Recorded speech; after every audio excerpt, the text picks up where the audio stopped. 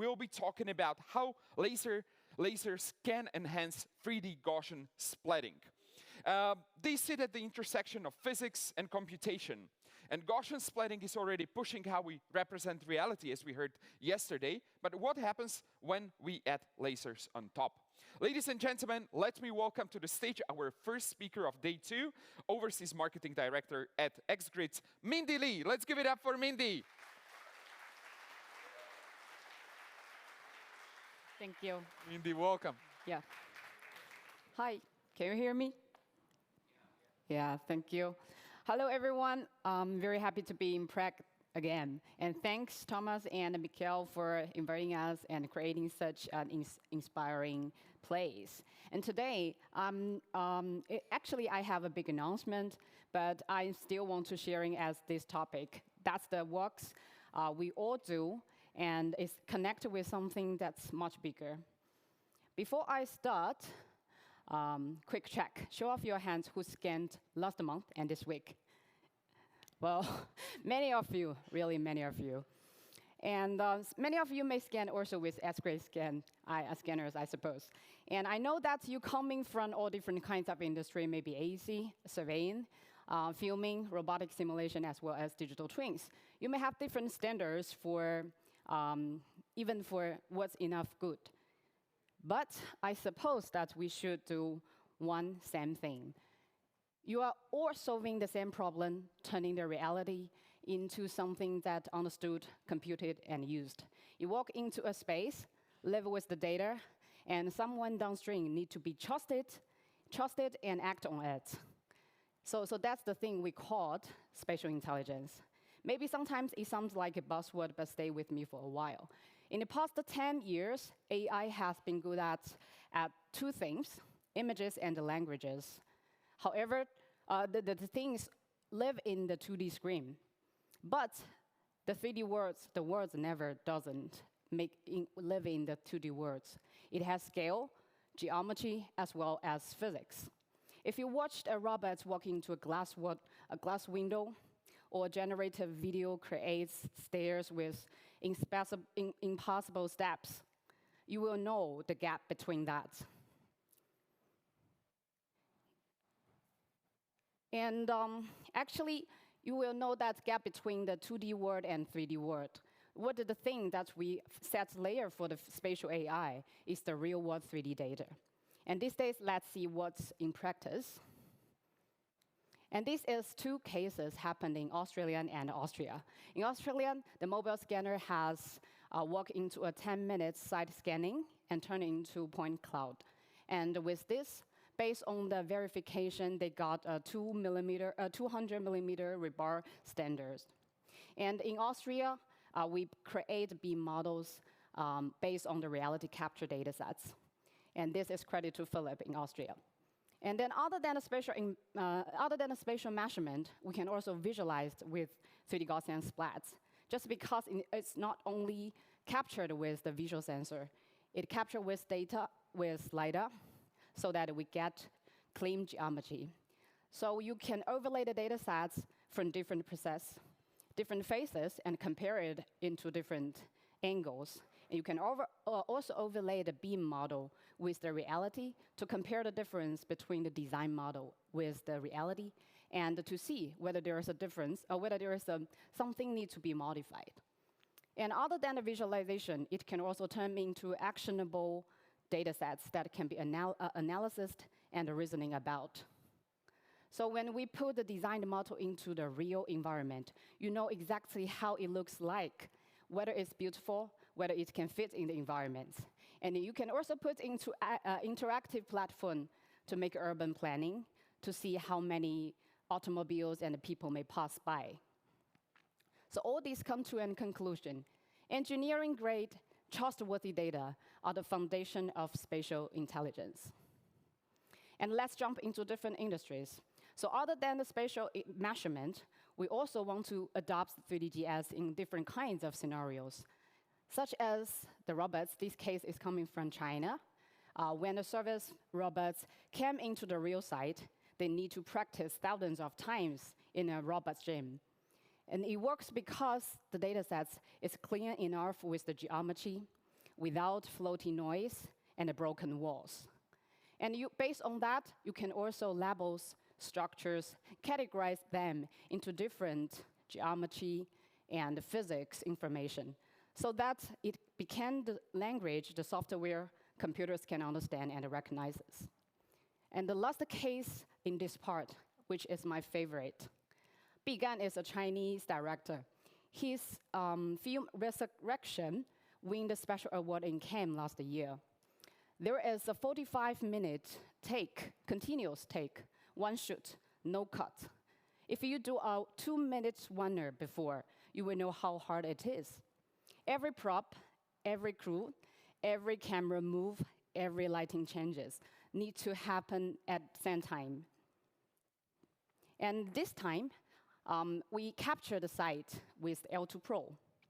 And in these pre-visualized digital twins, and we can do the pre-visualization thousands of times before anyone can step into the site, which means that thousands of times rehearsal, which burning the money and time, became a week of pre-visualization.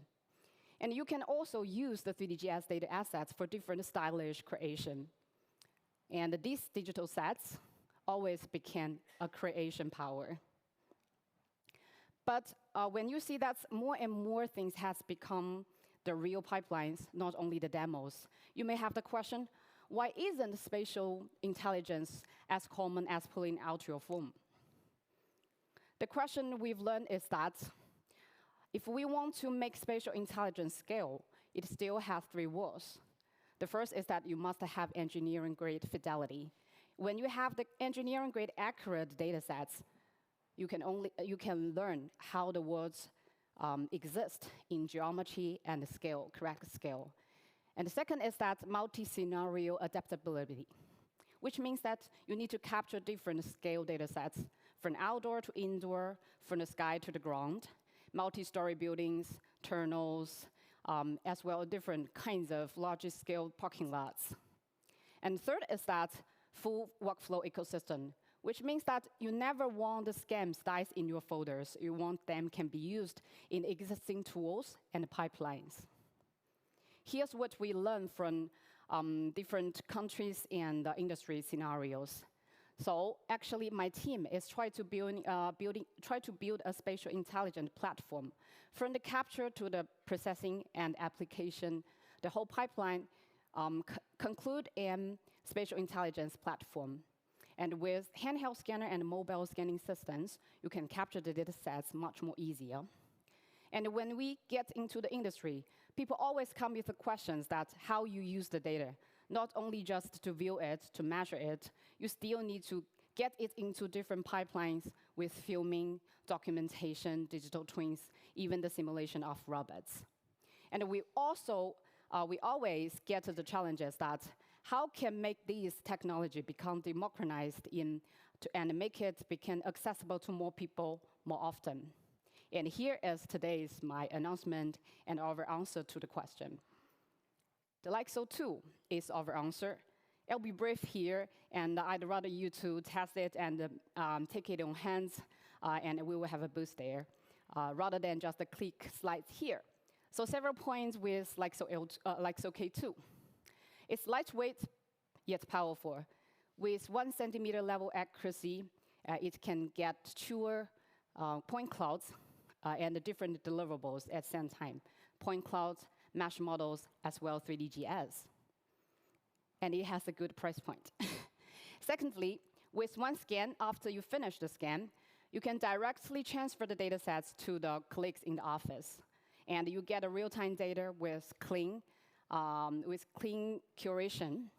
So we update it with the real-time object removal and filtering. So the data is really ready to use and can send to anyone of the office to draw a 2D CAD drawings and beam model. And also the mesh model is editable and shareable. Other than the hardware updates itself, it always meets the ecosystem and the pipeline standards. You can put the data sets into Revit, AutoCAD for beam model building. And you can also put the 3DGS result into the Omniverse Isaac sim for simulation of the robots. And other than the embodied AI, we also provide all different kinds of tools for filming and gaming integration. And one thing is good for someone has already bought Xgrids scanners. You get a free update with the software. The Lixo Studio 4, which have 4 updates this time, better coloring even in low light, better leveling even in a 24 multi-story buildings. And the filtering can get clean noise and still keep the structure. And the meshes, it's texture meshes. In the past, we always output that mesh only for the collision purposes, but still, we know that people still need that texture and meshes or different kinds of uses. So other than the one scan, multiple deliverables, one more thing we want to announce today is the LCC2, the format itself. Everyone use 3DGS, not only in demo, we have a big wall ahead. You get the raw data very beautiful, but you cannot transfer it, you cannot share it in a very easy way. And sometimes it always loses the quality. So that's why we need to first compress it, and then with the level of detail rendering strategy, and then we try to codex the storage and the sharing. So this video is 150 million splats. Compared with many of the systems, 3DGS systems, the limitation would be 2 million splats. Other than that, if you meet that limitations, you will see the splat not as beautiful as it was. And it also can walk and navigate in your cell phone. You can also try after that. And the important thing is that we are not only make it like a black box, we are not only want to use it. We open source it so that anyone, any developers can adopt it with measurement capability, annotation, 3D assets overlay, clipping, and relighting. Whatever the things that you want to do, edited and analyzed with the models. And we've already built a deep integration with over 30 ecosystem partners, which means that you can not only visualize in the desktop in our software, you can directly input them into the workflow already exists. For example, the game engine like Unreal Engine, Unity, WebGL. And you can also use different editors to edit and change it and make it have different styles with SuperSplat, Arrival Space, Autodesk, and even within ESRI, and you can have the 3D layers together with the 3DGS. And the Nucleus 4Ds and friends come from UK, VSys. All of them are our ecosystem partners that can adopt LCC2 at one moment, and you can also use them for different use cases. And let's see what we can create together. This is a real case rather than a demo. SBS in North Korea has already built the world's first AIXR studio so that they can use it for broadcasting through different scenes within one day. No need to drive from one place to another. And Fox has already adopted into their virtual production pipelines. With a documentary video, they scan the sites in the past times and edit it into a new one. So they can project the 3DGS scenes into the LED screen and volume to shoot 11 scenes within one day. We also have this one, created by Christopher and Arrival Space. So 3DGS is not a statistics data.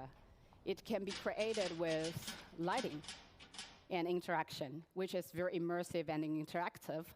And this one you will see.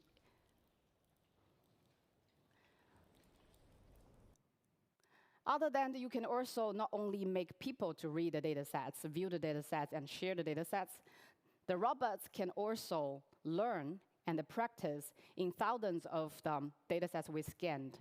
And they understand the world we live in, which is a black box for them. And not only one people, more and more people can also have a playable cities within a web browser that you can share to any of your friends. So at the beginning of today's talk, I said that no matter you are in surveying, spatial measurement, AEC industry, filming, and robots, we are doing the same thing turning the spatial world into the data sets that people and machines can learn, understand, and recognize and reason about. So that's not one thing for the efficiency enhancement for one industry. That's the relationship changes. We have the new relationship between people, intelligent system, and the physical world. At this moment, most of the systems get the data sets but cannot really understand the spatial world. And that's the gap between the AI and the spatial intelligence. And the Xgrids is building this platform to support the spatial intelligence to scale in a larger group of people. And thank you for coming with us and get to the gateway to the era of spatial intelligence. Thank you. Mindy Li, thank you so much. Thank you. We still have time for the questions, and the questions did come through. Can we put them up on screen, please? And Rami is asking, what is the price of the new device that you presented? I cannot say a specific word, and you can also ask for the price list from our local dealer around the world. And I must say it's only a little bit taller than the PhotoCam. PhotoCam is $5,000 US. So a bit more than that. It's more than that, Okay. but affordable and fair price. Okay, thank you so much for sharing the estimate. Okay, moving on to the next one from Tilo. So in the software pipeline, you can create 3D point cloud, textured mesh, and 3D GS. Yes, exactly. So other than you can also input into like 3D tiles, USDZ, so that you can input into different platforms and the tools like Revit, Unreal Engine, and different tools that exist in your pipelines. Perfect. Mindy, thanks for your amazing presentation from Anis. In which extent, or to which extent now can we use Xgrids to scan confined area / tunneling of ventilation with a big diameter? You can see the questions. I'm sorry. Let me just a second. Yeah, you can see the question over there. In which extent now we can use Xgrids to scan confined area, tunneling of ventilation with a big diameter? I think that I know whether I understand these questions. Actually, we try to provide versatile and comprehensive solution that you can use different accessory to adapt into different scenarios. For example, in confined area, Adam did a very good example that he just passed into a very narrow down tunnels with different people, and he passed the PhotoCam one by one, which is the usage that I never imagined. And for larger areas, they may use like extension port, harness system, and so the handheld scanner itself can adapt to different kinds of scenarios and try to make it be much more comprehensive. Thank you so much. Next one, can I easily combine data from Lixo with other sources? At this moment, you can combine the data sets with, we've already have some examples that combine the Lixo data sets with the terrestrial laser scanners. And we also overlaid 3D mesh with the Gaussian splats in not only Super Splat or Rival Space, but Unreal Engine. Are you planning to take off from terrestrial and build a drone or drone payloads anytime soon? Actually, we've already have a drone payload mount with L2 Pro, the system. However, I think the compact scanner is not designed for that scale. And if you really need that scale, and we may highly recommend that L2 Pro with longer working range so that it can also mount on drone and car for larger scale cases. Perfect, and let's take the last one. Do you plan to open source some of your processing tools?